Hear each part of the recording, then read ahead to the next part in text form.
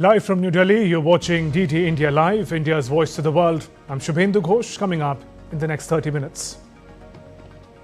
India's Prime Minister Narendra Modi receives calls from EU chief and French President Macron on election victory. PM Modi says India and France to scale newer heights in the times to come. US President Joe Biden speaks at event in France to mark 80th anniversary of D-Day landings in Normandy. King Charles also greets veterans at D-Day commemorations in France.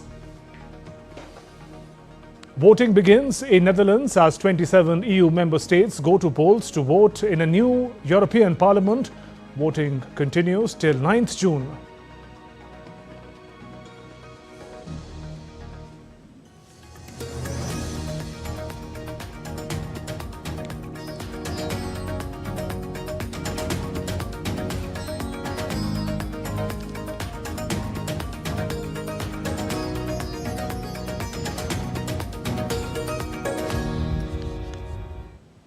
Prime Minister Narendra Modi thanked world leaders for their congratulatory messages for victory in India's general elections. Replying to President of European Commission Ursula von der Leyen, Prime Minister wrote on social media platform X, and he says, "Thank President von der Leyen for her call. As we mark the 20th anniversary of the strategic partnership, we are committed to working together to further strengthen ties for global good. My best wishes for the European parliamentary elections." Unquote. Prime Minister also received a phone call from French President Emmanuel Macron.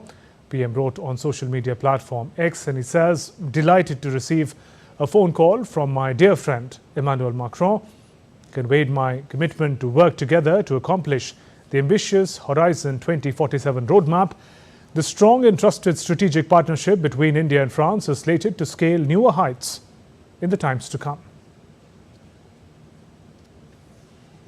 Australia's Prime Minister Anthony Albanese congratulated Prime Minister Modi, and on a post on X he says, "Great to speak with Narendra Modi today to congratulate him on his election victory. Australia and India are close friends with strong strategic, economic and cultural ties.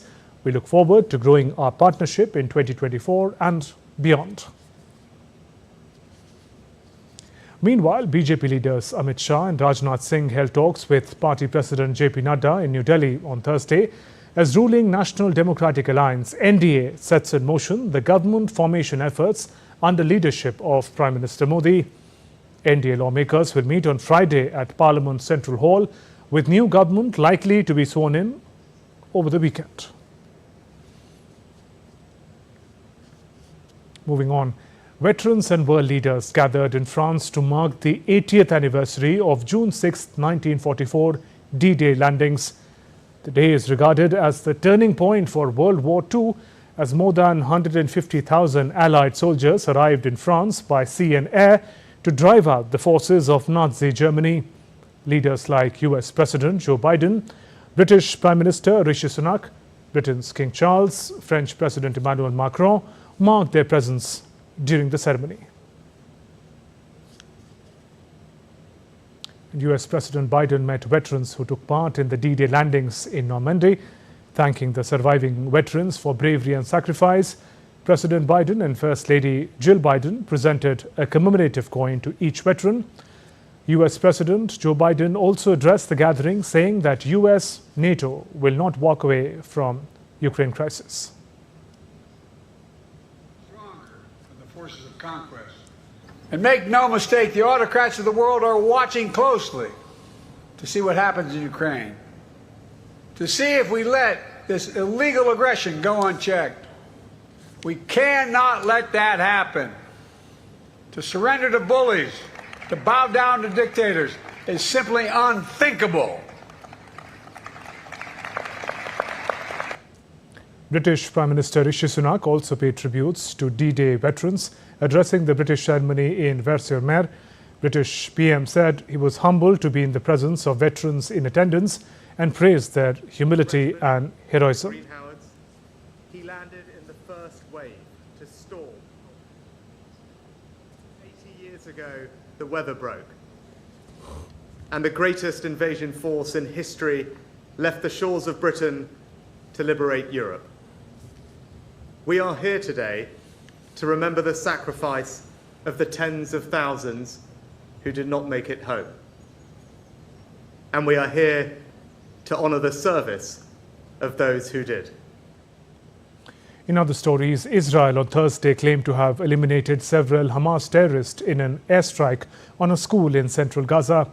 Israel's military says the fighter jets conducted a precise strike on a Hamas compound inside UN school in Nuseirat, targeting terrorists involved in the October 7th attacks.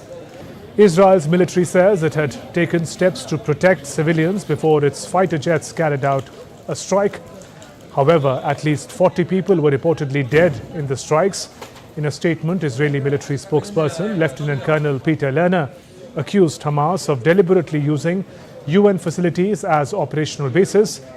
He added that 20 to 30 Hamas terrorists were located in the compound. Many of them had been killed.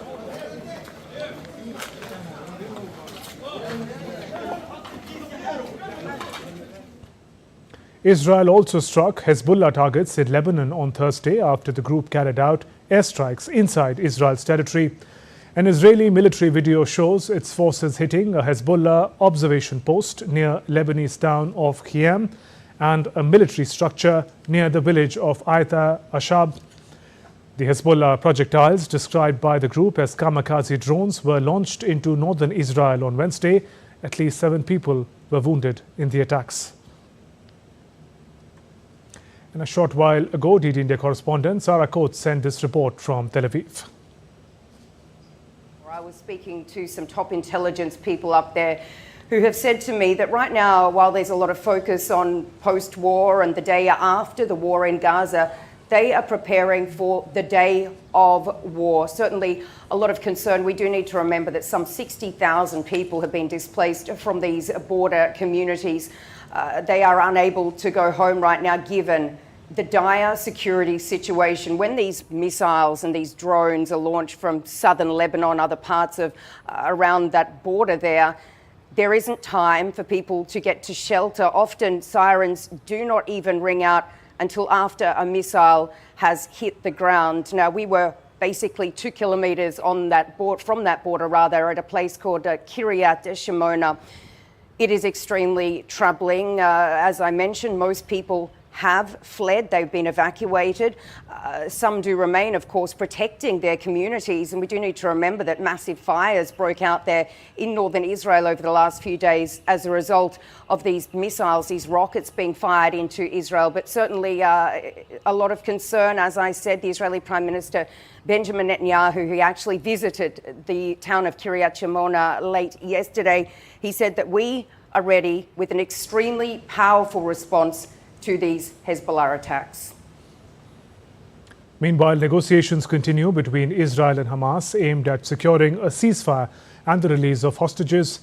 United States, the UK, Canada, Germany and several other countries have called on Hamas to accept the proposal by US President Joe Biden for a permanent ceasefire in the enclave.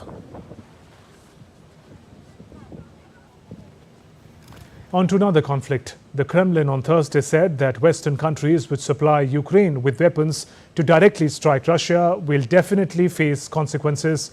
Kremlin spokesperson Dmitry Peskov's comments came after President Putin earlier said he could supply weapons within striking distance of interests associated with the United States and its European allies if they allowed Kiev to strike deeper into Russia with long-range Western weapons.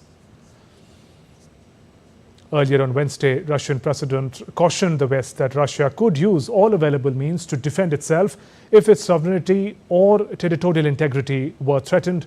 Speaking to editors of international news agencies in St. Petersburg, President Putin said Russia's nuclear doctrine permits such weapons to be used in response to a number of threats. However, he added that Russia had no plans to attack NATO member states.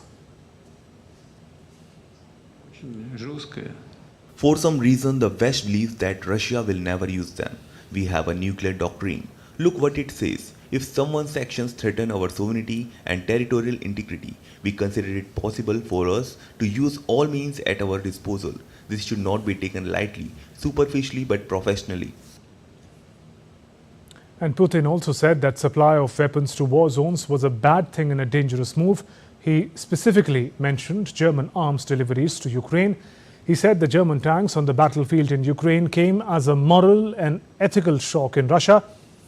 Putin said if German-supplied missiles ever strike targets on Russian territory, it would ultimately destroy bilateral relations.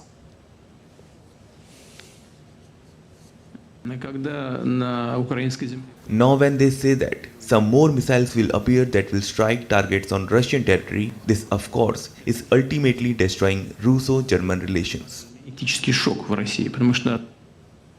Meanwhile, German Chancellor Olaf Scholz on Thursday reiterated his stance that Ukraine could use weapons supplied by the West to defend itself against attacks launched from just inside Russia, particularly those made against the Kharkiv region. Addressing the lower house of Germany's legislature, Scholz said Ukraine can also use weapons supplied by the United States and allies in order to defend itself from Russian attacks, but always in accordance with international legal obligations. We have jointly reaffirmed that Ukraine has the right under international law to defend itself against attacks on its territory, its cities and its citizens. This also applies to attacks such as those in the Kharkiv area, which Russia carries out from positions in the directly neighboring Russian border area. Ukraine can also use the weapons supplied by us and our allies to defend itself against such attacks. NATO Secretary General Jens Stoltenberg has said that allies should ensure that gaps in military support to Ukraine are not repeated. Stoltenberg added that Ukraine needed predictability and accountability in terms of military support. Last months we have seen some gaps, some delays in the provision of military support to Ukraine. We need to ensure that that doesn't happen again, and that's the reason why we are now working in NATO on how to establish a NATO mission for Ukraine and also how to agree a long-term financial pledge to ensure that Ukraine gets the predictability and the accountability they need when it comes to military support from NATO allies to Ukraine. And on Russia-Ukraine conflict, DD India correspondent Dasha Chernyshova has more from Moscow.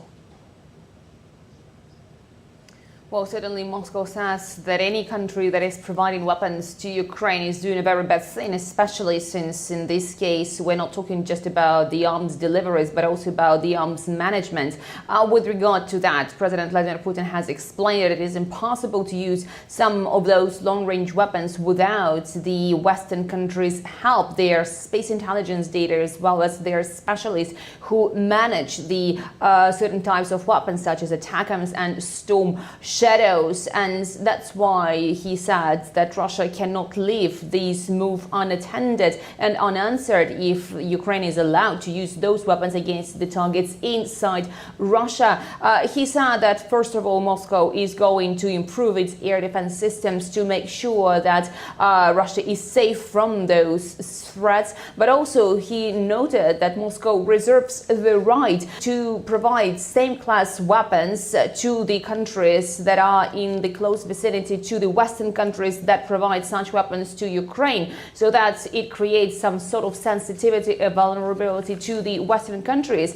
And the Kremlin on Thursday said very clearly that the Russian president has made clear that this move, this permission for Ukraine will not be left unanswered. So we are expecting now to hear for more details from the Kremlin as to where Russia is going to provide these types of weapons. So far, the Kremlin said the Russian president has explicitly outlined Russia's position. But again, we don't know yet where those weapons could be located.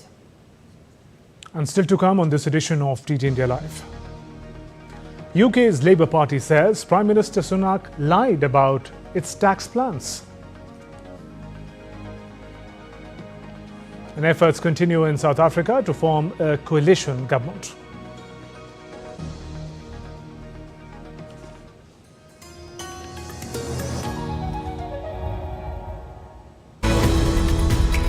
We just don't don't bring you the news as it unfolds. We get to the heart of the matter. We don't just present facts, we demystify complex social, political and economic events. We break stories that shape the world's present and future because you deserve the truth. I am Tanvi Taneja from New Delhi. I'm Ollie Barrett from London. I'm Nick Harper from Washington, D.C.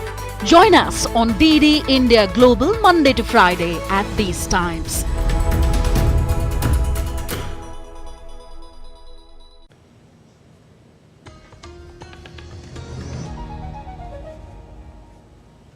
Welcome back. You're watching DD India Live. I'm Shubhendu Ghosh. Britain's Labour Party accused Prime Minister Rishi Sunak on Wednesday of lying in a pre-election debate when he said that Labour would increase taxes by more than $2,500 for a family. Rishi Sunak, whose Conservative Party is struggling in the opinion polls before the 4th July elections, used the figure repeatedly in Tuesday's television debate with opposition Labour leader Keir Starmer. Starmer made the comments in Portsmouth, where both Sunak and him visited as part of the World War II D-Day commemorations. Starmer said he stood by Vaughan Gething, leader of the semi-autonomous Welsh government, who lost a non-binding vote of confidence on Wednesday. We've been very clear throughout that all of our plans are fully costed and fully funded. That means no tax rises for working people. And I'll spell that out. No income tax, no national insurance, no VAT. What you saw last night was a Prime Minister with his back against the wall, desperately trying to defend 14 years of failure, resorting, and it was a flash of his character, an insight into his character, to lies. And for more on UK elections, DD India correspondent Ollie Barrett joins us live from London. Ollie, with the health of the UK economy in focus, how do the Conservative and Labour leaders seek to address the challenge differently? And what is the latest controversy about the taxes all about?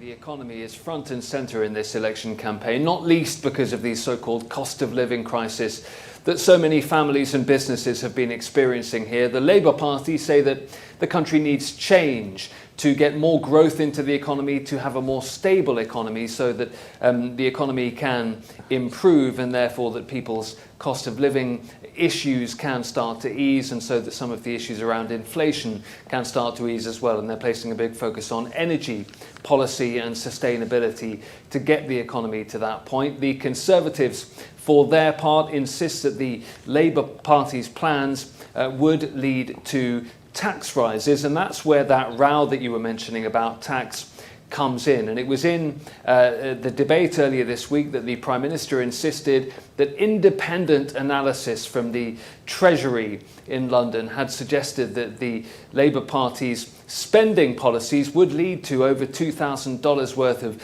tax rises for households up and down the country.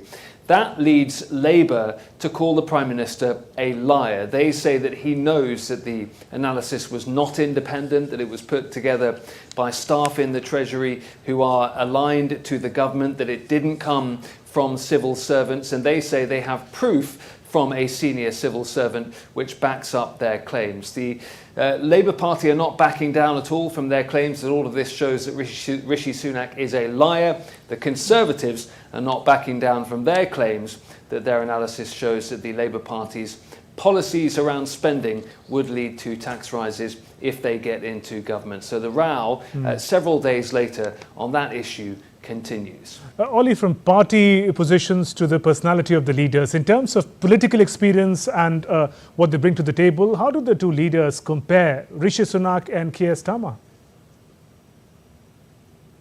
Their political experience is very different, partly because one of them has been in government through most of his political career, and that's Rishi Sunak. Before he was Prime Minister, he was the Finance Minister for Boris Johnson during the COVID period. He often refers to what he believes was a success when it comes to the furlough scheme here in Britain during COVID, which effectively paid the wages of millions of people to try and keep the economy afloat. But he's also, of course, been Prime Minister for a couple of years nearly now, and he therefore has that experience to lean on.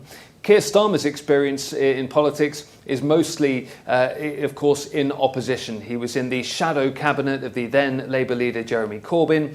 He then says he changed the Labour Party after Jeremy Corbyn was removed and he became the leader of the party. When it comes to their personalities and how they're carrying themselves in this campaign, Rishi Sunak at times, and we saw this in the televised debate earlier in the week, has to go more on the attack than Keir Starmer, because Rishi Sunak knows he is way behind in the polls and has to try and do something to change the thinking of the British people. Keir Starmer is often seen during this election campaign as very much playing it safe. He knows he has that lead to lose, and he has talked, and others have talked, about this idea of a Ming vase, this idea that he is so cautious to try and continue the lead that he has in the polls, that he's really playing it safe during this election campaign. Both men are trying to appear, though, prime ministerial throughout this campaigning run. They both want to portray themselves to the British people as the man that you can imagine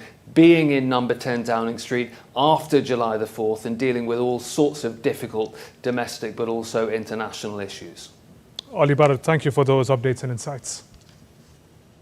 And let's talk about South African elections. South African Party, African National Congress, ANC, leaders held talks on Thursday to try and agree on potential partners to form the new government in the country. South Africa's long-governing party, African National Congress, says it is looking at all options to form a new government after losing its parliamentary majority in a historic election last week. The announcement was made by party's Secretary-General hours before its National Executive Committee was due to meet. Correspondent Chris Ochemrega has more from Kinshasa.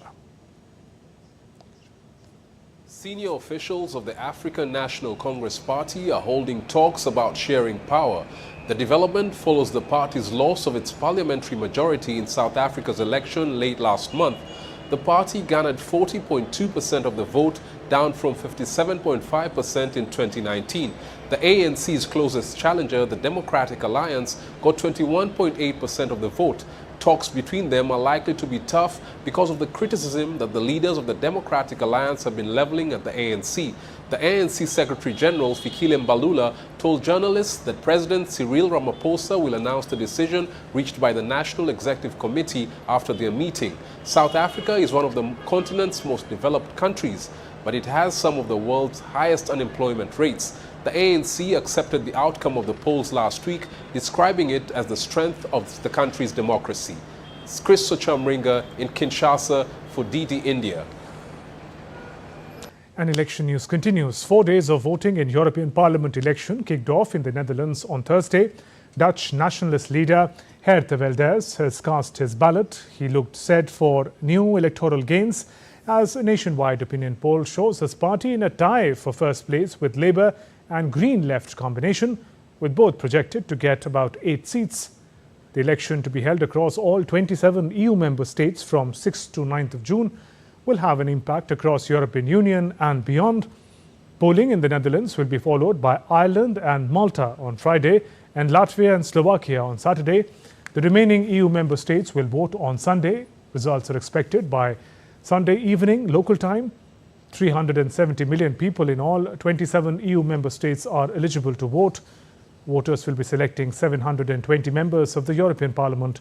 Seats are allocated according to each country's population.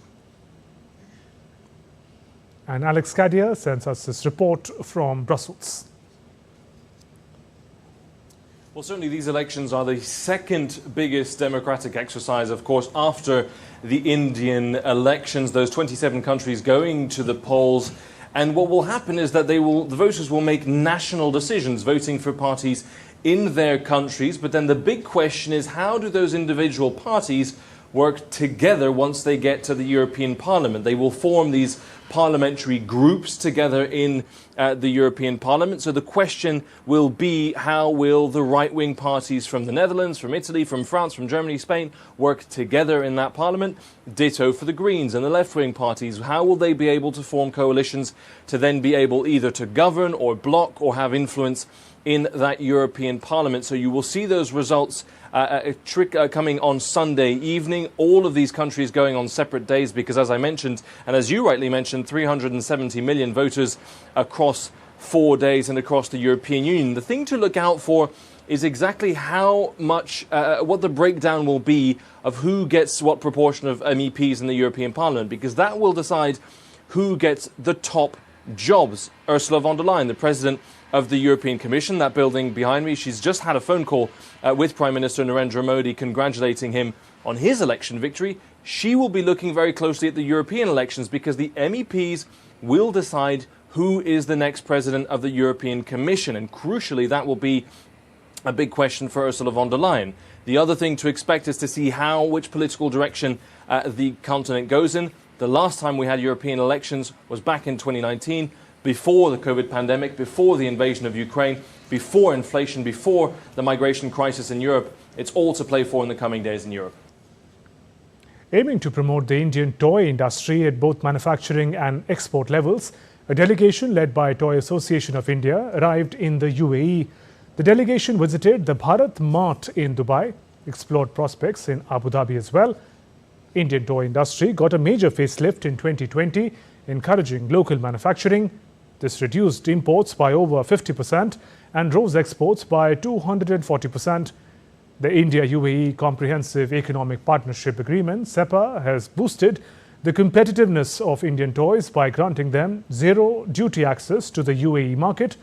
Additionally, Indian toy manufacturers' compliance with Gulf Standards Organization facilitates seamless export processes and enhances the appeal of Indian toys in the Gulf region. The president of the Toy Association of India, Ajay Agarwal, spoke about advantages like short shipping times from India of just 4 to 5 days, negligible ocean freight costs as compared to imports from China, and the ability for buyers to visit factories within a day's travel. Our main purpose is to promote the Indian toys in this region, because earlier it was very negligible export from India to the UAE, but now after the CEPA, FTA between the two countries, so now there is duty-free toys coming from India in UAE. This is a boost of the industry, so I hope in coming years we will do big business in this region. That's all for this edition of DD India Live. Let us know your thoughts on the news of the day. For those on the go, you can get all the latest news and updates from India and across the world on DD India mobile app. The app is available on both Android and iOS platforms. Scan this QR code on your screens to download now. We'll be back with more news as it breaks here on DD India.